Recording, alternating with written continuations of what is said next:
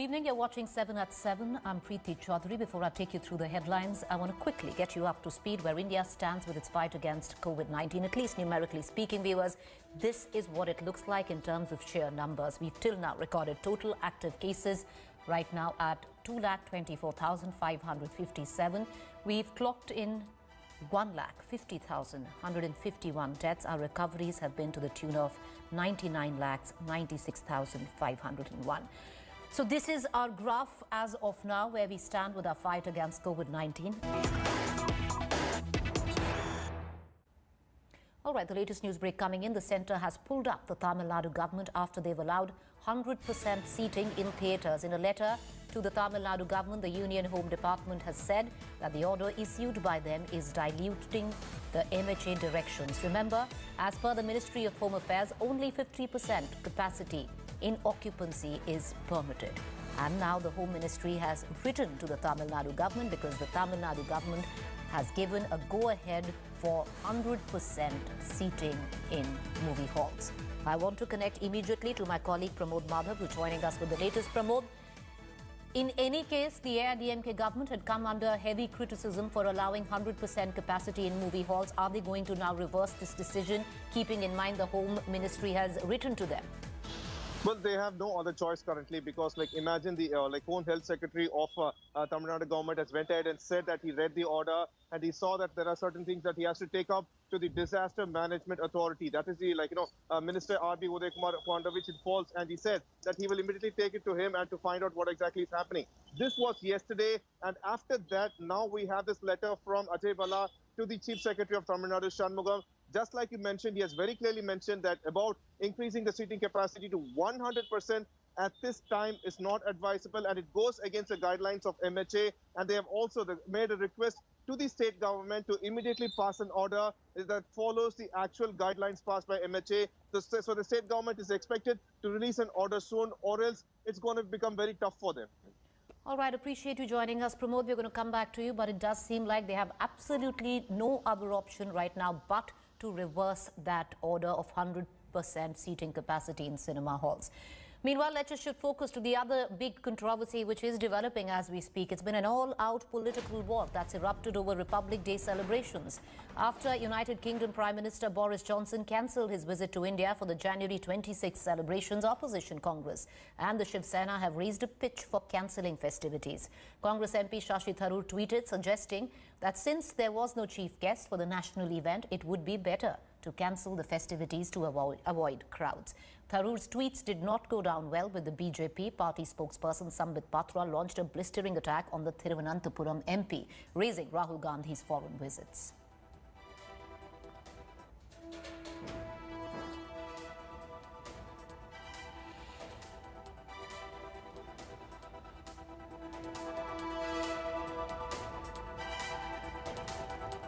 जनवरी की परेड के लिए यूके के प्रधानमंत्री श्री बोरिस जॉनसन को इनवाइट किया गया था, पर वहाँ पे कोविड की कहर चलते हुए उन्होंने उसको कैंसिल किया है। उन्होंने कहा है उनको वहाँ पे रहने की सख्त ज़रूरत है। अब आप समझ सकते हैं कि कोविड यहाँ से देश से गया नहीं है, ना ही दुनिया से गया है। वैक्सीन ज़रूर आई हैं, जब तक वैक्सीन सबको मिलेंगी तब तक शायद बहुत सारे केसेस और भी आने का चांसेस हैं। तो इस समय पर जब कोविड एक अनवांटेड चीफ गेस्ट बनकर बैठा हुआ है, क्या हमारी जिम्मेदारी नहीं बनती है? जब खुद प्रधानमंत्री मोदी जी बताते रहते हैं कि भीड़ करने की ज़रूरत नहीं है, ज़्यादा क्राउड करने की ज़रूरत नहीं है, तो हम अपने रिपब्लिक डे सेलिब्रेशंस को पॉम्प एंड शो की बजाय सही मायने में लो की रखकर, देश को आगे रखकर, देश की जनता को आगे रखकर हम इसको अपने तरीके से अपने घरों में बनाएं। और जब कोविड से हम पीछा छुड़ाएंगे तब उसको शान से 15 अगस्त हो, 26 जनवरी हो, उसी शोर शराबे से, उसी शान से हम फिर से अपना तिरंगा लहराएंगे। तो मेरा मानना बस ये है कि इसको, क्योंकि आज देश की प्राथमिकता है कि कोविड से सबको बचा कर रखें, इसको लो की किया जाए, ना कि सेल्फ ग्लोरिफिकेशन के चलते, सेल्फ पब्लिसिटी के चलते देश की जनता को की जान को जोखिम में डाला जाए। जय Hind. No, Shashi Tharoor, sometimes what he speaks, let Congress party reply for that. And whatever the needed precaution to be taken, that has to be taken. And Republic Day is a most inspiring day for the country. And he speaks, it is most unfortunate that he gives, he tweets like that, and I don't know what Congress wants to say.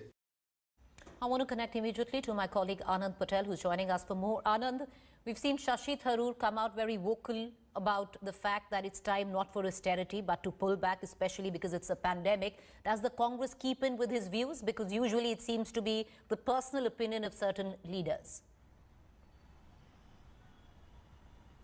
Well, yes, and that is what the Congress party has said. The party has distanced itself from what its Thiruvananthapuram MP Shashi Tharoor has said in his tweet.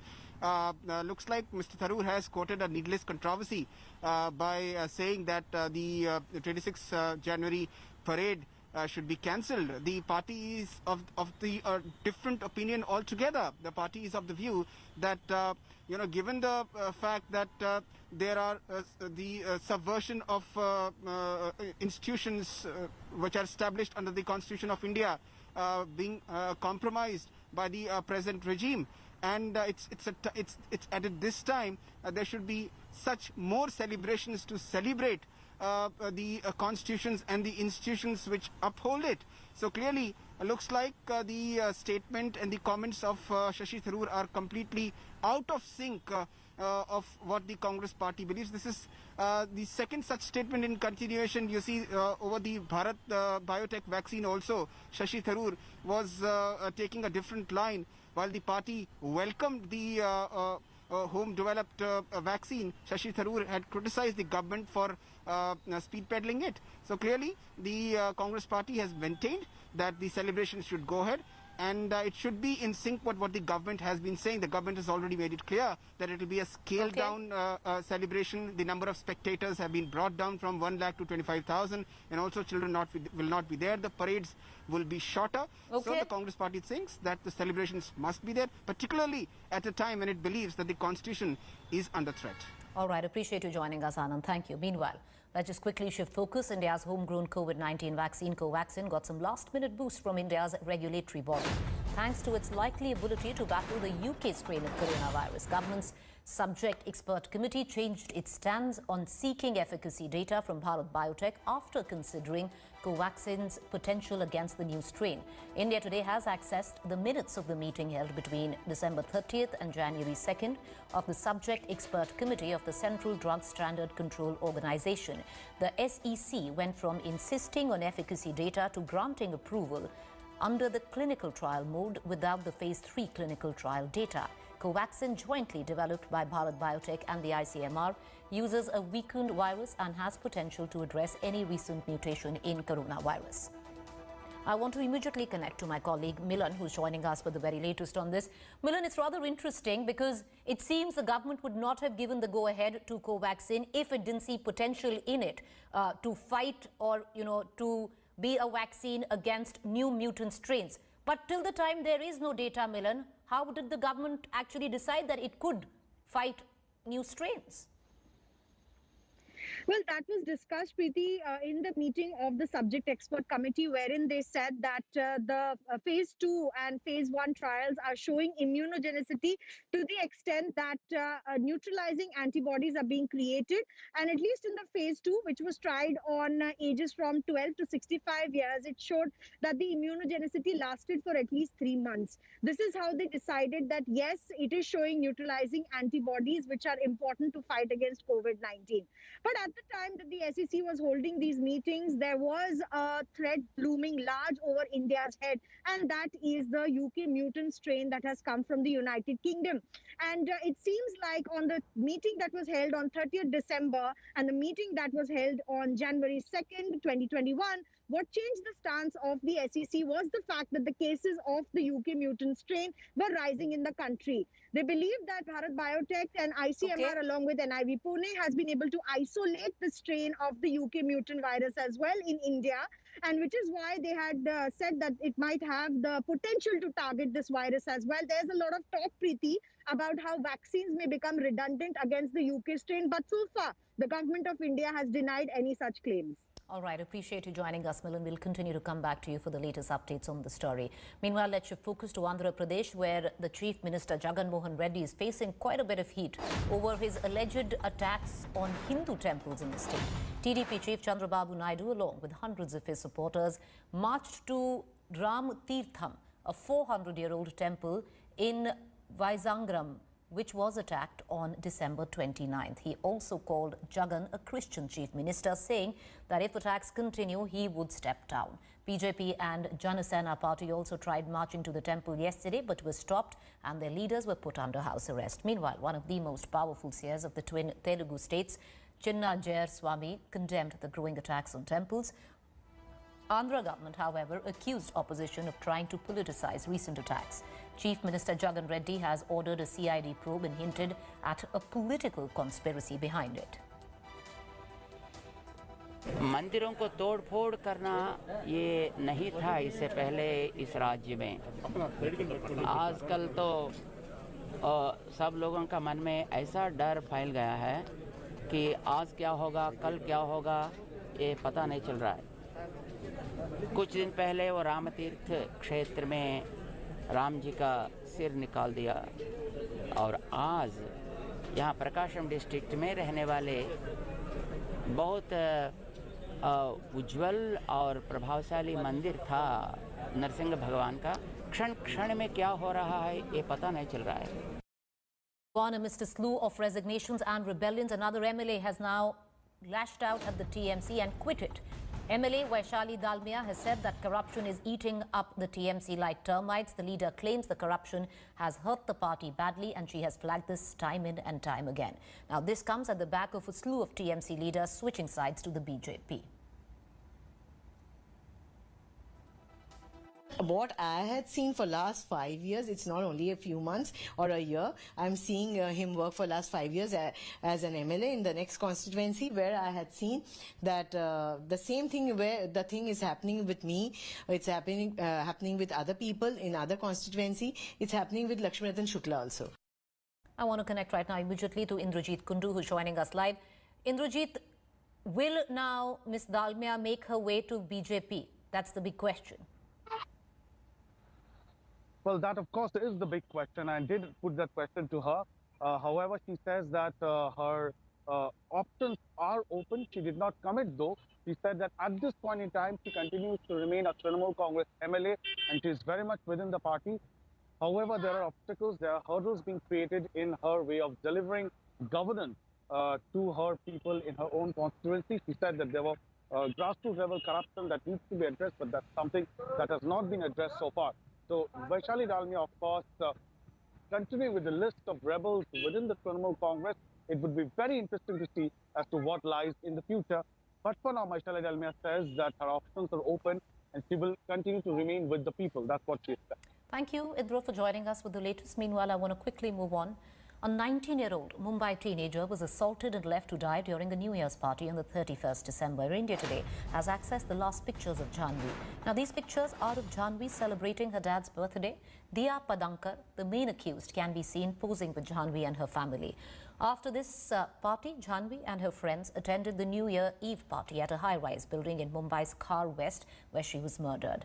Diya and another friend, Shri Jogdhankar, have been arrested.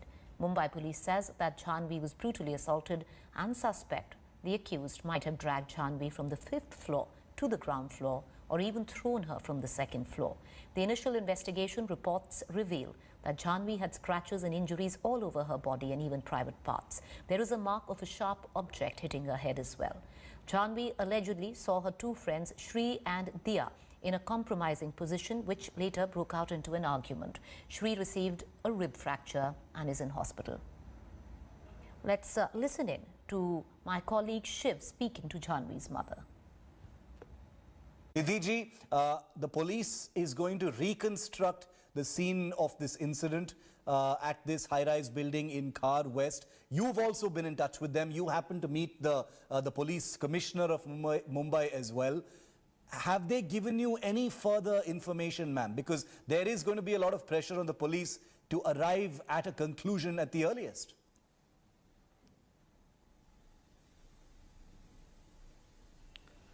The investigation is on, sir. The police is doing a wonderful job and very, I mean, investigation is all on, it's on full force. And everything is going at a very, very good speed, very good speed. Is there any further information that you have now about what may have happened? Is there any, are there any other parents or children that you've had a chance to speak to or heard any more information about what happened in that party?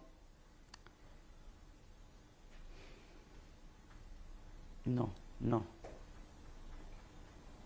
What about the parents of Shri and Dia?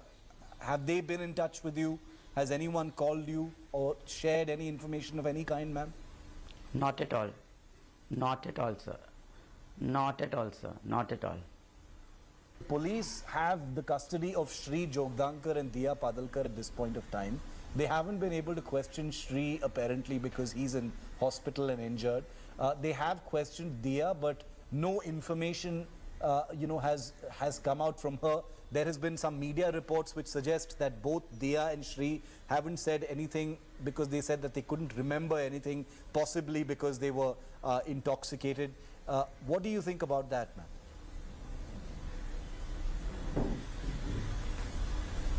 Sir, that's not a reason that they don't remember anything, sir. I mean, there's no excuse for murder. Like I said yesterday also, nothing can justify murder. If these two friends don't remember, how have they got themselves treated in the hospital is my question.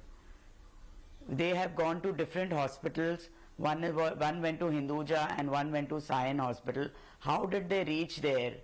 How did they reach there when they don't remember anything? How have they called up their parents or whoever Shri has called up or Dia has called up? How do they remember that? They have called their own parents. It's not that they've called any random number. How have they reached the hospital? They remember that they have got hurt. You know, they are injured. But they don't remember anything else. I cannot digest that fact, sir. Nobody can digest that fact. I'm a mother. Okay, even a layman, even if I tell you something like that, it's not easy to digest these facts. All right, let's just quickly move on. Pangong Tso, the world's highest saltwater lake and one of the major standoff zones along the line of actual control, is freezing gradually since the past few weeks. India today has accessed incredible satellite images from the European Space Agency from November 5th, 2020 to January 4th this year. On your screens right now are the images showing how the water in the lake has been freezing gradually over the past few weeks. Pangong is situated at a height of almost 4,350 meters. Minimum estimated temperatures in this area vary from 10 to minus 20 degrees Celsius. And this is how it panned out.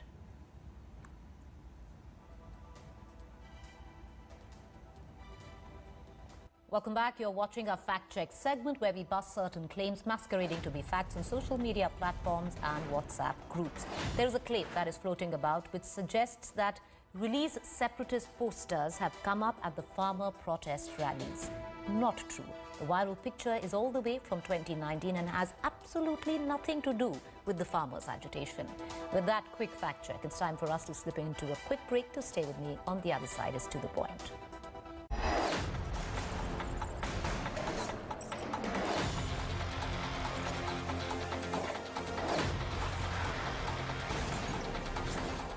Hi everyone, Preeti Chaudhary here. Hope you like this video. For latest news and analysis, like and subscribe to the India Today YouTube channel. And don't forget to press the bell icon to stay updated. Thank you for watching.